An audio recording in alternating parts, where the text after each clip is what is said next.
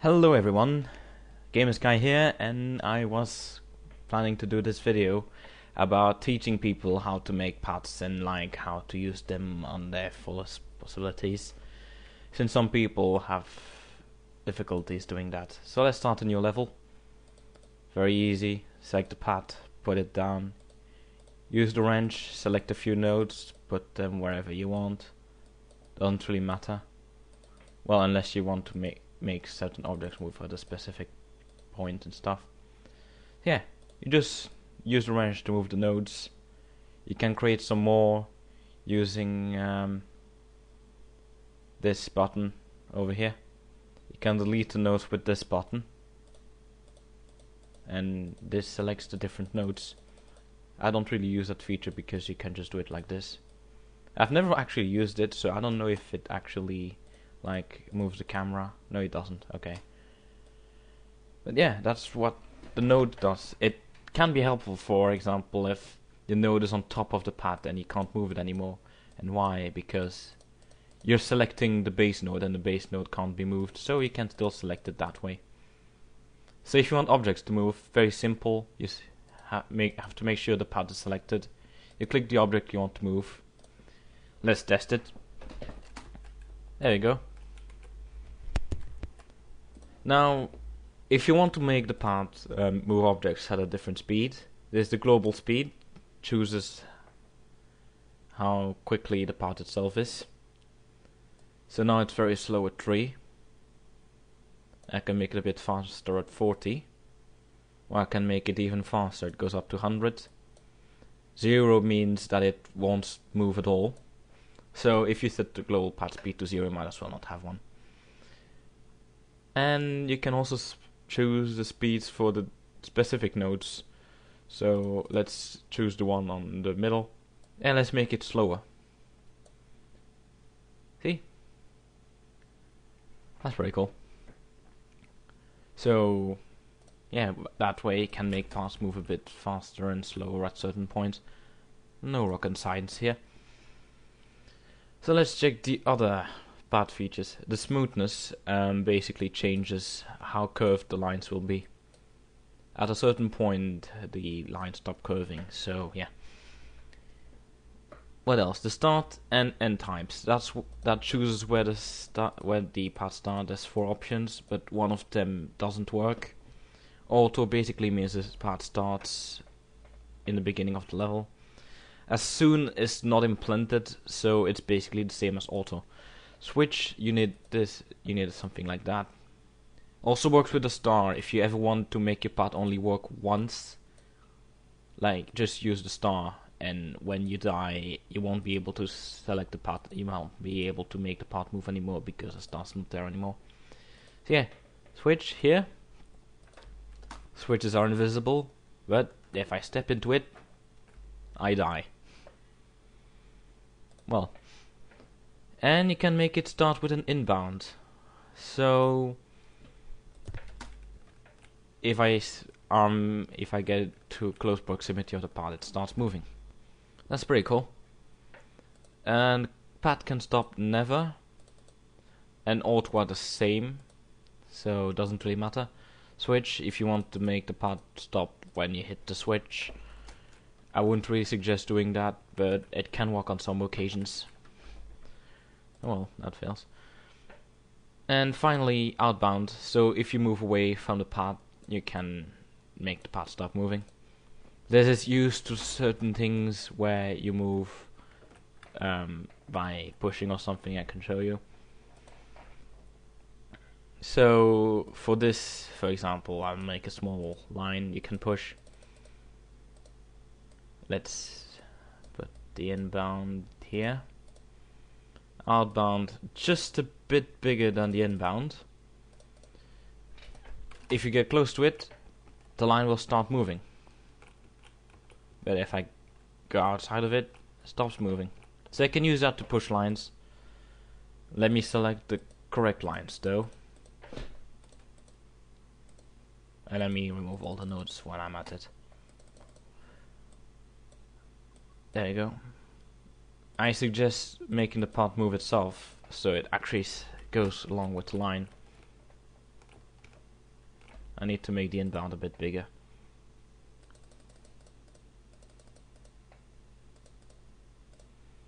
I think having the same inbound and outbound is a bit buggy, so I would suggest not doing that. Still too small. Let's see if it works now. Should do at least.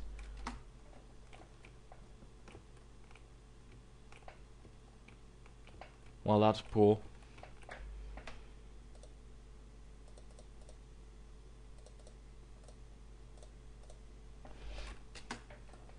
There you go, that's a bit better. So, yeah, this is how you make certain objects move. For example, if you want a turtle to control a spaceship and you want to make it move upwards, you can use the inbound and outbound feature. That's a pretty cool thing you can do with it. Let's remove this part. So, what else can you do with parts? Let me make a new one. So, this blue box is very interesting. You can do some cool stuff with it. This is used if you have many objects on your part. So let me make 4 of them. I'll just copy them over. You can copy objects by holding control while moving them. And let's select all of them. Make a part move up and down. Deploy.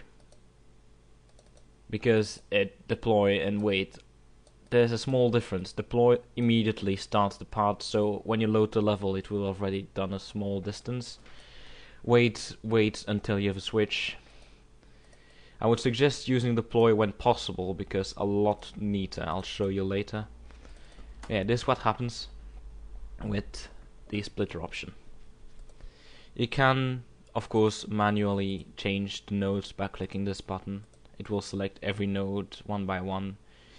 Well, every object one by one. You can choose when they start. The delay is in pixels.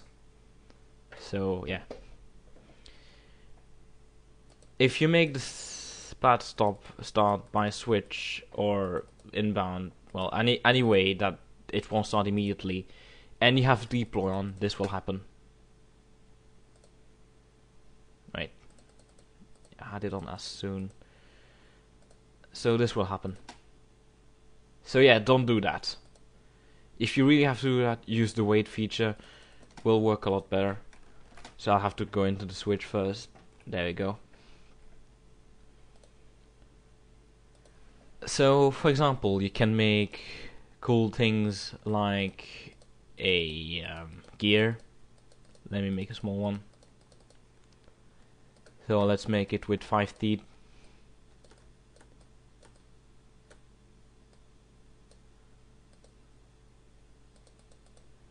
So this is where the smoothness comes in action.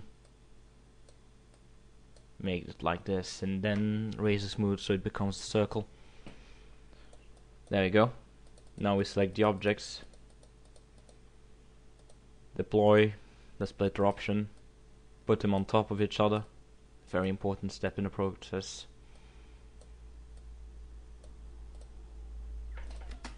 Oh god, I still had it on wait, didn't I? There you go. There, you have a cool gear moving around now. What you can also do is make a snake with it.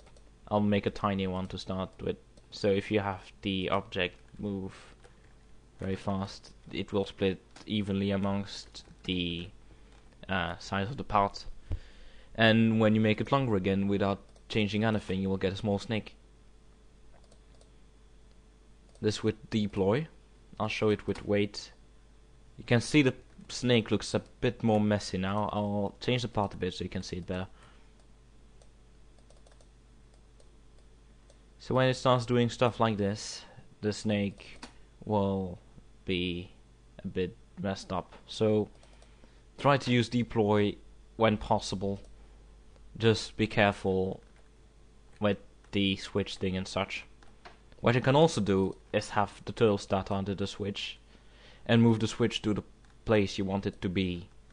Well, you'll have to move the inbound path then and move it to where you want it to start so you can start up the snake. So what else can you do with parts?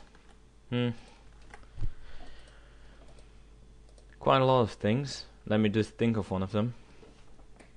Can also move all the objects over here. It's very cool. So I can, for example, move these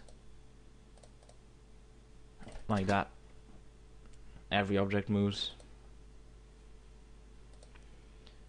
And then there's something pretty interesting, because the paths are basically vectors. So if you have two paths move away in the opposite direction, you'll have some pretty funny results. So let's start out with this line. This will be a line that will move up and down and pause every so on for a small bit. Distance is double because double the amount of paths. So if you're a bit smart, you can figure out what to do. Make every path twice as small. This will define how long the wait will be. This will define how high it will be, multiplied by 2, of course. You'll have something like this, a small gate. Looks neat and such. If you want to make a path stop completely and smoothly, I would suggest doing it like this. Minimal 3 nodes. Last node being with 0 speed, one node right in front of it with normal speed, and then the other object will stop moving. If you remove the second node, it will lose velocity gradually and it will take forever. So don't do that. I think that's about it. You can have an object use multiple paths and then it will just basically abide the laws of vectors. So you can do this. Can be useful for when you want a line to move multiple times. Or you can just use a single path. There's some pretty cool stuff you can do with them. Just try and think of all the ways you can do it. I have another video about how to make snakes and how to make controllable contraptions and such. But yeah, this is the basics of paths, and I hope everything's cleared up for you now. See you then.